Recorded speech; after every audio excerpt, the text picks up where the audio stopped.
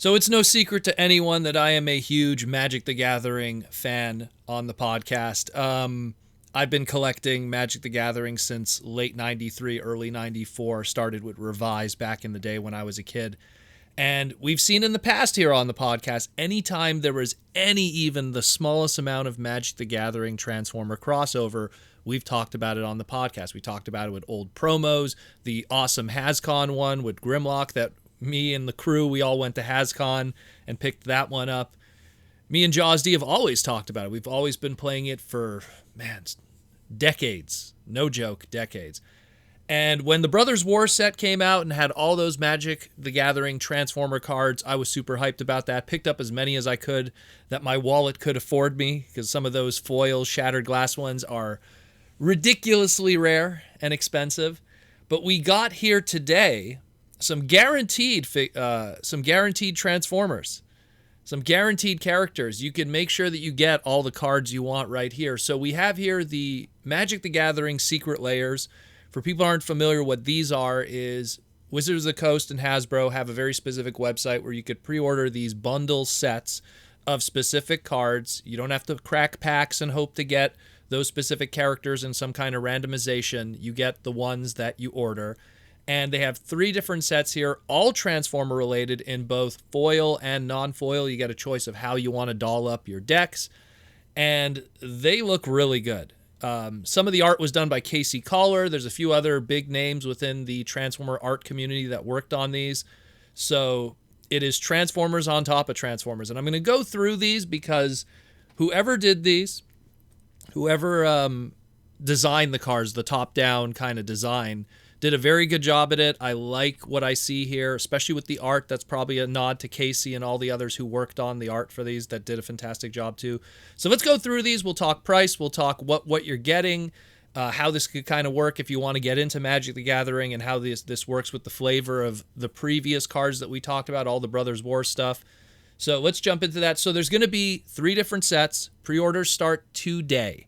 You could buy the sets individually if you want, or you could buy them as one giant bundle where you save some money by buying it as a bundle. And again, you have a choice between foil or non-foil, so you also have a choice of, I guess we'll call it finish.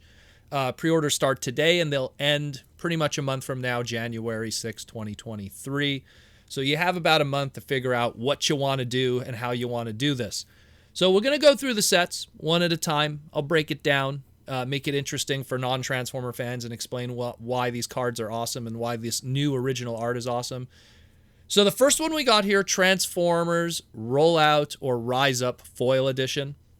So this one, what I like about it is it's primarily 1986 animated movie, TF the movie, inspired, but there's even one that's a Japanese Scramble City reference, which that's a really cool deep cut that I was not expecting from this.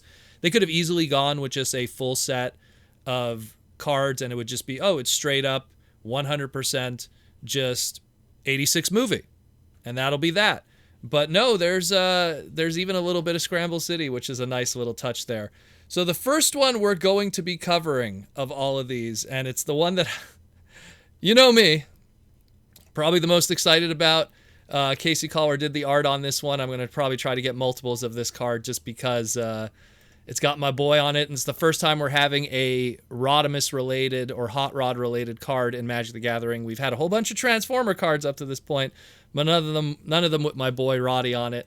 So that's pretty exciting stuff. And we have this card here, True Conviction.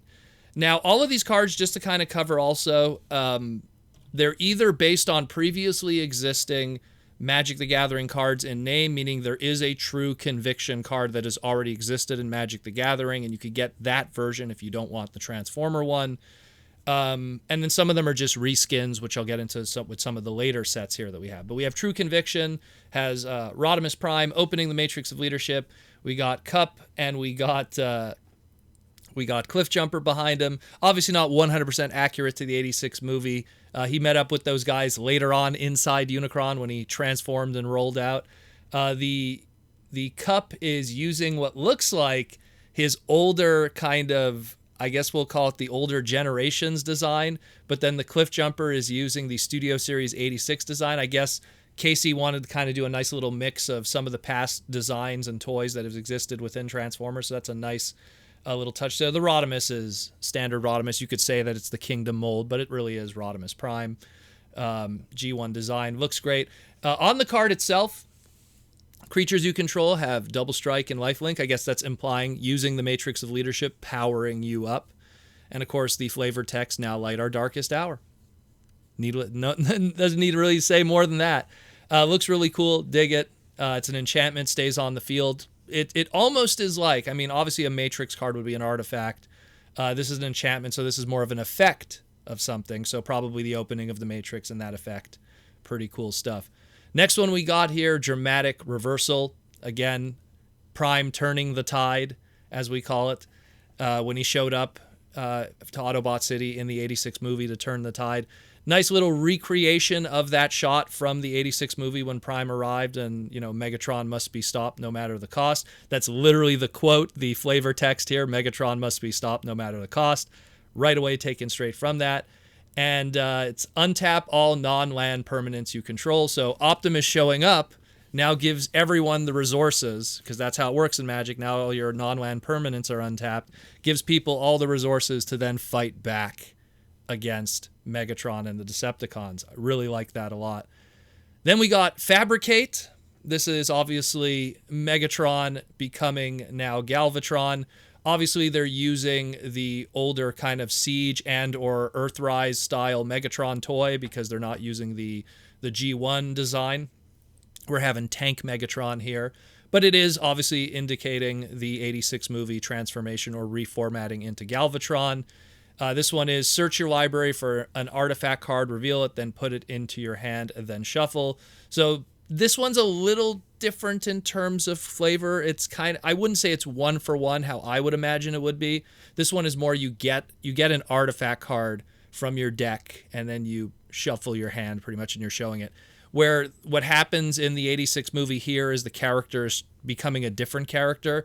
I imagine it would be something that'd be more like sacrifice the creature and then go into, let's say, maybe your hand or your graveyard and then get another creature. So I would see like more of a sacrifice Megatron to get a Galvatron. That's how I would have done it. So this one, I don't know, not on flavor as I would imagine. But again, even the quote, it's like Megatron is no more, there is only Galvatron. That doesn't really come from the 86 movie either in terms of the quote or anything. So that's the kind of weird one in this. But again, I see what they're trying to go for. Kind of a hit, a little bit of a miss with this one. Let's go into the greater good. This is obviously the death of Optimus Prime, the handing of the Matrix of Leadership, and of course, Ultra Magnus getting it. We have the quote from Optimus Prime, "One day an Autobots shall rise from our ranks and use the power of the Matrix to light our darkest hour. Until that day, till all are one." Magnus catches the Matrix, all of that. How the card works is sacrifice a creature, draw cards equal to the sacrificed creature's power, then discard 3 cards. So pretty much character dies, and then you get more resources from your deck, in this case cards, in order to boost your power. And then you have to discard 3 cards from your current hand after that. So it's pretty much a big loss to get a small gain. So Optimus Prime dying, in this case sacrificing a creature, and then whatever that creature's power is equals to the card draw. So that's a good flavor on that one. That one works out well. Then we got Bi-Force.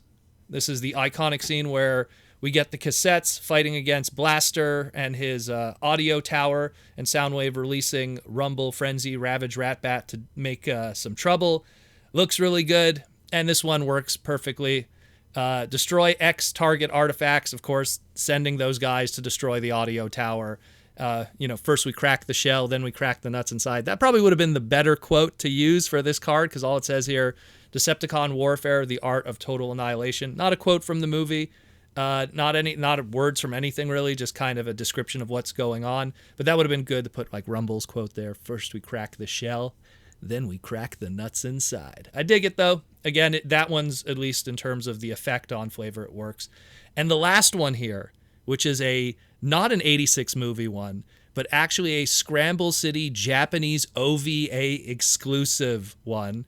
When the Scramble City battle was happening against Metroplex and the crew, Ultra Magnus sent out the aerial bots to fight Devastator. Again, the whole point of the Scramble City OVA one-shot was to show how combiners were and to kind of like build up that whole selling point for the Japanese market. The one common thing is they're all 1986 related stuff because Scramble City came out in 1986 and so did the 86 movie. So at least everything is in 1 year is correct. This one here is called Collective Brutality. And this one here is escalate, discard a card, and then you choose one. So that right away, when you have the choices of choosing, so you have target opponent reveal their hand, you choose an instant or sorcery from it, that player discards that card, or target player gets -2/-2 at the end of turn, meaning you could lower their power and or take them out. Or target opponent loses 2 life and you gain 2 life.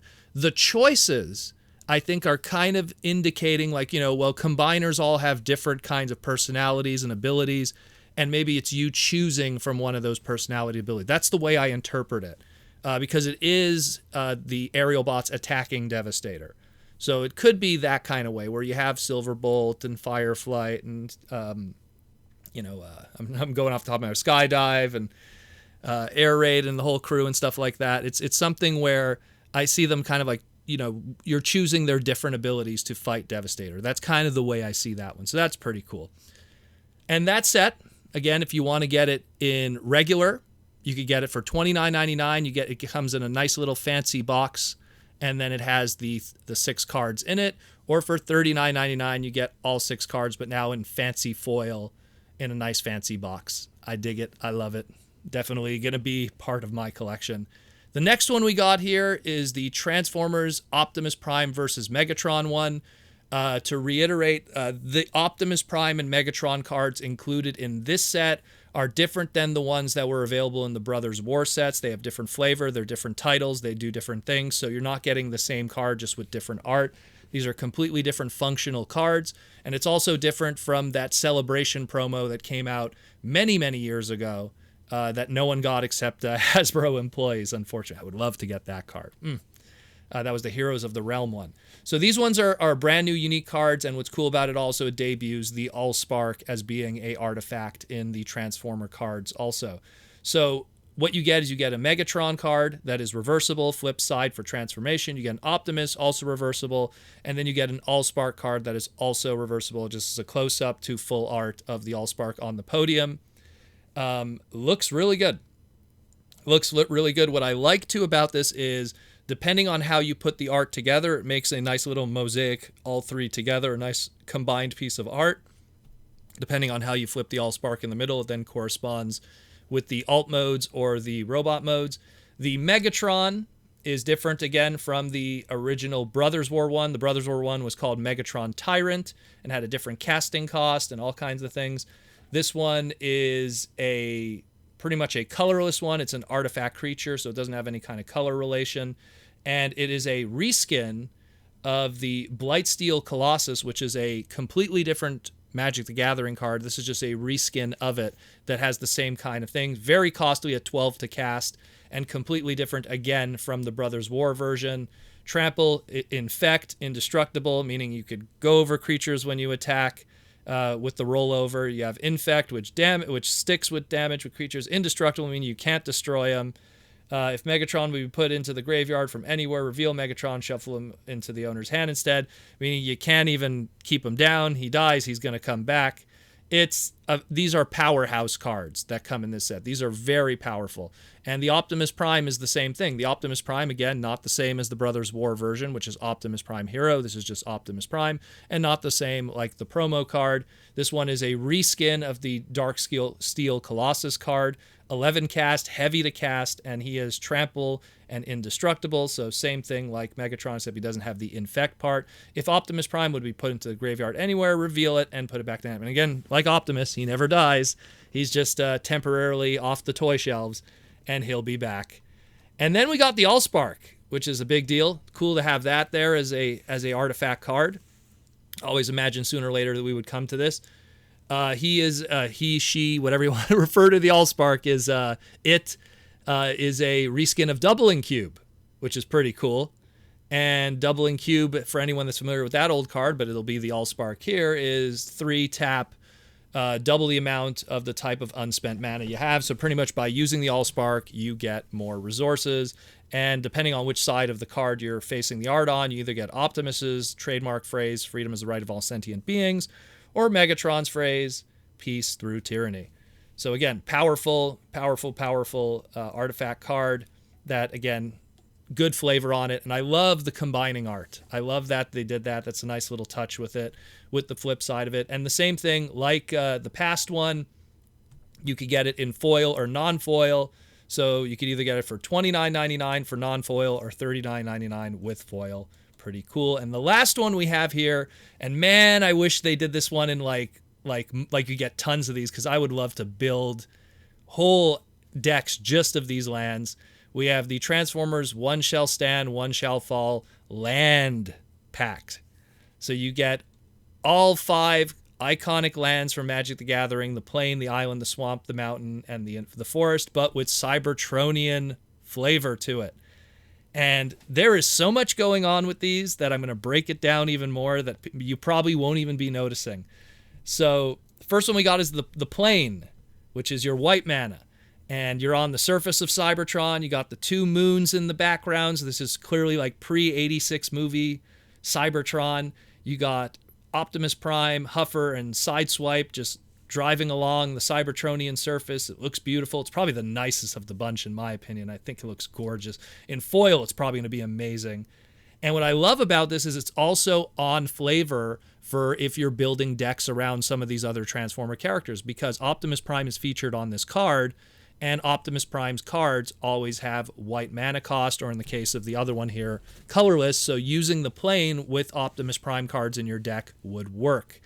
Optimus, of course, in one of them is, 3 colorless, 1 blue, 1 red, and 1 white. So a plain would work. Looks gorgeous. Super stoked about that. And yeah, man, just looks great. Then you have the island. Also Cybertronian environment, probably the Sea of Rust it looks like, on a some kind of mesa. And then you have Shockwave and Jetfire fighting scientist versus scientist. I kind of like that duel kind of thing going on. And you have here, because Jetfire's card in the Brothers War set is a blue card. Blue, it's 3 colorless and 1 blue to cast him. So an island being a blue thing works out. Yes, the best. The flavor is on there. Perfect. They were paying attention. Awesome. This one's really cool. Doesn't really have flavor for anything that exists at the moment. We might get these characters later on. But we got a Swamp of Cybertron, and we have Brawn, the little mini-bot, fighting with Headmaster Skullcruncher in the background there. I really dig it. Neither of those have cards yet, but I'm pretty sure if we do get a Brawn or if we do get a Skullcruncher, probably both of those will have black in their casting cost at some point. Swamp, so check that.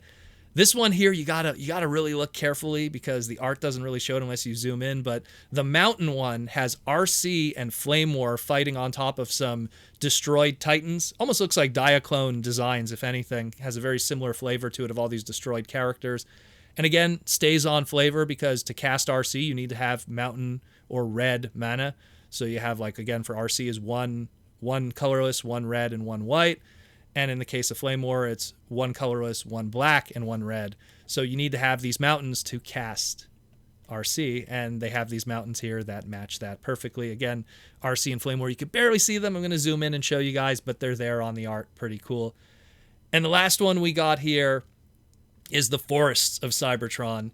And we have Grimlock fighting some Insecticons, Shrapnel, and Kickback. Awesome stuff. This one's a bit of a throwback. I mean, the fact that they paid attention, whoever did the art, and maybe they got direction here, but the only Grimlock Transformer card we have is the very first Transformer Magic card, which was the HasCon exclusive back in 2017. And that Grimlock card had 1 colorless, 1 red, 1 white, and 1 green on it. So you need to have Forest to cast Grimlock. So they even stayed on flavor with Grimlock here. Very smart. Love it. And again, having Grimlock fighting the 2 Insecticons here. We don't have Bombshell here, but we do have Shrapnel and Kickback. And that is just awesome. Looks really good. I know it would be expensive, but it would be so cool to have like a whole bunch of these in foil, but have like, play sets of 10 of each, just so you can like make entire decks just with these Cybertronian lands. It looks so good. Oh my God, I love this. This looks really, really good. But that's it. Again, in this one too, it's going to be $29.99 for the set or $39.99 if you want them in foil. Again, you could get a deal. You could get all of them together for $118.99 for the foil version, or $88.99 for all three sets for the non-foil. Super hyped about this. I'm glad to see that there's more of this. You know, I understand there's a lot of people in the more purist Magic the Gathering community that don't want to have other properties in their stuff, and I get that. I love Urza, I was a Brothers War guy. I loved Urza and Mishra and Thanos and all of that stuff, and then going into even the Weatherlight stuff, I loved all of that. But I don't mind it when it's stuff that doesn't disrupt the fiction. You have a Secret Lair on the side. It could be something fun on the side, and you could still have the ongoing telling story of the Brothers War, and then later on with Jason and everything like that.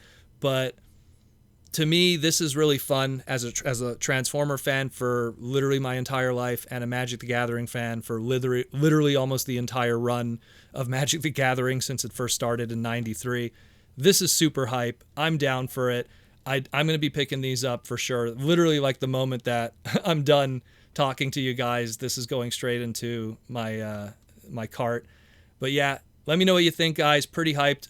All I'm asking now is where's my Rodimus Prime and where's my Hot Rod card? That's all I need. We need a Rise Rodimus Prime Secret Lair with a Hot Rod flip card, a Rodimus Prime flip card, and a Matrix of Leadership card. Or alternatively, here's some more flavor. You have a Hot Rod card on one side that's non-transformable, but the flip side of it is Rodimus Prime, and it's a flip card, much like how the Urza card. Actually, you could just reskin the Urza card maybe from Brothers War. You take the Urza card, which it needs the Power Stones, the Weak Stone and the Might Stone. It needs those to make Urza become a Planewalker. Maybe we could, I'm losing now some of the Transformer audience right now, but if you know, you know. This is going to be, I can't wait. I just can't wait. This is really cool stuff. I dig it. I'm down. Let me know what you think, guys. Pretty cool stuff, and we'll talk again real soon. We got more Transformer news coming in the next couple of days. A lot of interesting stuff happening this week.